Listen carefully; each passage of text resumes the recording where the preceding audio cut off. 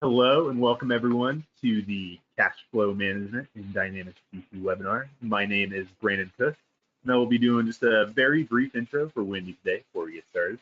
So as you can see, we're using GoToWebinar today, and if you have any questions as we're going through the demo, feel free to drop those into the questions panel that's on the right side of your screen. We'll be answering all questions at the end of the demo portion of the webinar. Also, just real quick, after the webinar, if you want to, you can head over to the resources page of Njevity.com and check out some of our upcoming webinars that we got going on. I know we have another one next Friday around this time. And we also have a training webinar that's going to house all of our webinar recordings. The recording of this webinar will be available next Monday. So we have a pretty short agenda for today. Today's going to be a bit of a shorter webinar. We're just going to do this quick intro. We're going to have a demo period. And then we're really gonna have a lot of time for Q&A, so it's gonna be more of 30 minutes than the full hour, which is good. So get you guys back to the day pretty quickly here.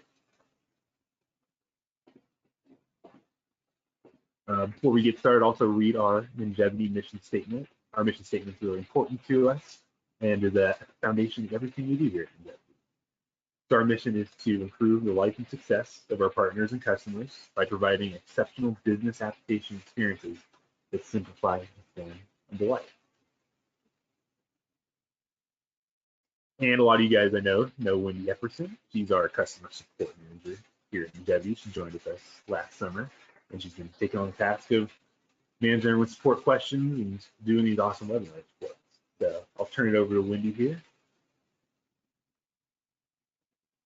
Okay, welcome to our webinar, and we are going to jump right into our software. I've only got one slide, which is demo, and the next one is Q&A.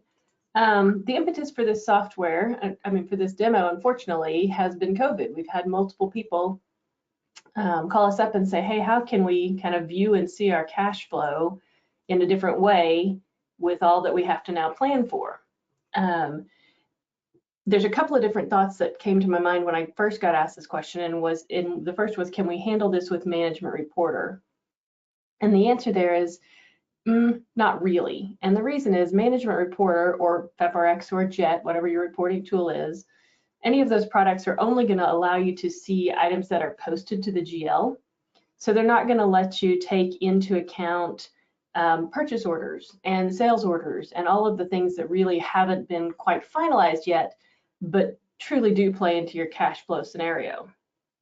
From a Management Reporter standpoint, as a little bit of a sidetrack, you can have multiple budgets. So I had this conversation with a customer yesterday. They're actually going to create a COVID budget because their whole budgeting process for the year has changed. And you can have as many budgets within GP as you want if you're using GP budgeting, and you can surface those budgets out into Management Reporter, and you can surface both of them into the same report. So I could have a report that compares to my initial budget and a report that compares to my COVID budget. We're not going to go into Management Reporter today because, again, from a cash flow management standpoint, it really doesn't give us all of the pieces that it takes to consider your cash flow. So luckily, GP actually has a product, has a module that everybody has. It comes installed out of the box, so you should have it, called Cash Flow Management. And it is extremely simple to use. So I am under Financial, and I am under Setup, and we're going to go into the cash flow forecast. And you can set up as many forecast IDs as you want to. So I have a sample one set up here called Test. And in this one, I'm pulling in all of my bank accounts. I'm pulling in open receivables, open purchasing, and cash flow transactions, which we'll talk about here in a minute. But you can see that I'm not pulling in, I am pulling in sales orders, but I'm not pulling in purchase orders. So the reason you can create multiple forecasts is because I might want one that is truly my open AR and my open AP that doesn't include the work transactions and doesn't include the sales transactions, because in theory, if I'm doing sales order processing, if it's an invoice, it should be included, but if it's a quote, maybe not. So you could set up multiple forecast IDs that include different realms of items out here.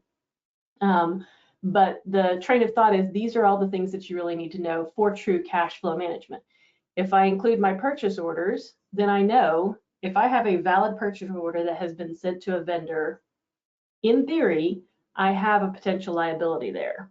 They haven't shipped the goods. It's not a true hard and fast liability, but as far as managing my cash flow, I should probably consider that. Quotes, I would be inclined to leave that out. If I'm quoting somebody at this point in time, there's really no guarantee whether they're going to accept that quote or not. And then I get to choose whether I'm using a due date or an averaging day down here for the AR. You also can factor in a rate, an exchange rate. So if you think you're going to have an exchange rate issue between now and then, you can do that. And for the checkbooks, you can tell it whether to include work and adjustment transactions. So if I've got a bank deposit that is in process that I haven't posted yet, I would potentially want that to be included in this. Additionally, you can include a GL account. You can't include multiples, but only one. So if I knew by chance that I don't have a really good example there, but maybe a fixed asset account. I know I've got some fixed assets, something that I need to calculate in my cash flow, then I could put that in there. Beyond that, I have the ability to do cash flow transactions. And this is literally just like an accrual. So I know that I have payroll coming up on the 28th for $15,000. I know that, so these are not booked anywhere in the GL. They are just things that I know are going to happen. I know I have an insurance payment that I don't have the bill for yet. I know that I have this severance package or whatever it is that I need to put in here. These are just placeholders that don't hit the GL at all, but that you can then factor into your cash flow analysis. So cash flow management in and of itself is made up of literally 4 windows: the cash flow forecast, the cash flow transactions, which we were just in. And once you get your forecast built and you save it the way that you want to, then you pop over to inquiry. And under inquiry, we have cash flow calendar and we have cash flow explorer. So we're going to start in the cash flow calendar. My cash flow automatically defaults to the test forecast because I only have one. If I had multiple forecast IDs, I could choose from the forecast IDs. But this window is really self-explanatory and very simple to use. So down at the bottom, the black are my cash balances, the blues are my inflows, and the reds are my outflows.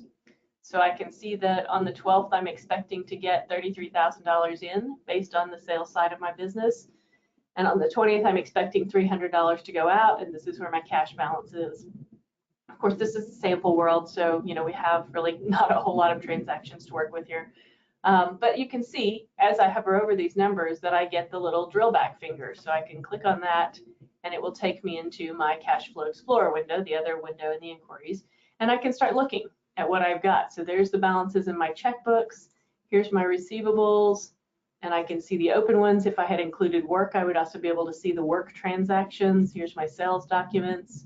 Drilling on through into my payables, there's the open, and in the payable side, I did include the work documents, and then my purchasing documents, and then there is my cash flow transactions, which should show up there as 428 with that payroll. I'm not sure why that one's not showing in there, but from this window, I can print, so I can get a weekly summary by source, and a weekly detail. And we'll just look at all 3 of those reports really quickly. So this would be my weekly summary, and the week that I picked really didn't have anything, net change and a balance. If it had inflows and outflows, you would see those in here with the transactions on them. If we do the weekly summary by source, then you get a better view of what would be in there. So I've got my checkbooks, my receivables, my sales, my payables, etc. So what's that bringing me to is my net change balance. And then finally, we have the weekly detail by source.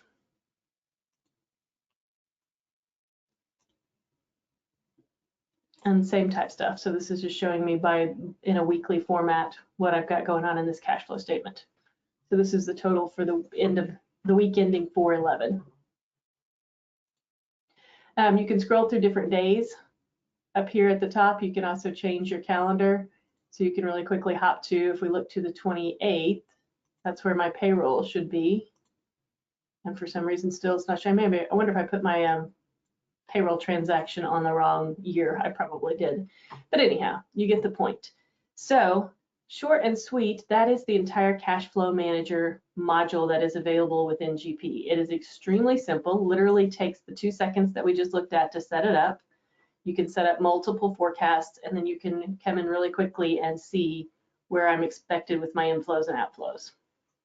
The only thing that it doesn't do, you'll notice in the setup window, is if you're using the payroll module, it does not include the payroll module. And the reason it doesn't is because that's just a little bit too variable. Trying to forecast if you have hourly people or shift differentials or all of the multitudes of variations that can make up your payroll, it doesn't include that. So in that case, you would want to use a cash flow transaction for that for sure.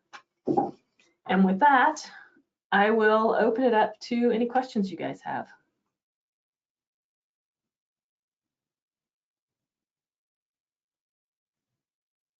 I don't see any in the question box.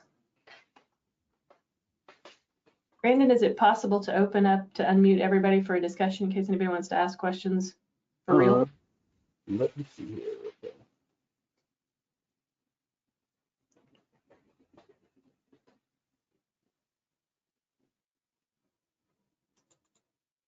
Yeah, so I guess we could probably do, if you want to raise your hand on the hand raise, I can unmute whoever has the hand raised and they can ask questions. They want to do that too, or they can put it in the questions panel. Either one, fine.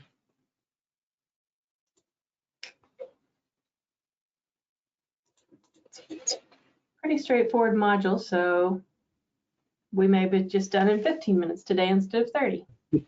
If there are any other questions you can have beyond this module about cash flow items, feel free to ask those as well. I will do my best to answer anything out there. Yeah, I was going to say from a management reporter standpoint, there's a cash flow statement available as a template, but again, it's only looking at things that are posted in the GL, so it doesn't take into account the things that are in a work status or purchase orders or items that haven't yet had a GL effect.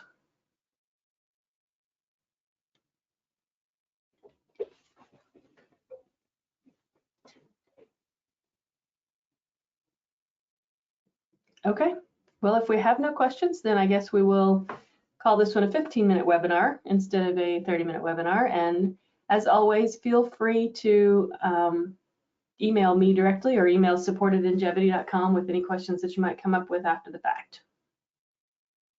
Thank you guys for joining us. Enjoy your Good Friday and hope you have a wonderful Easter.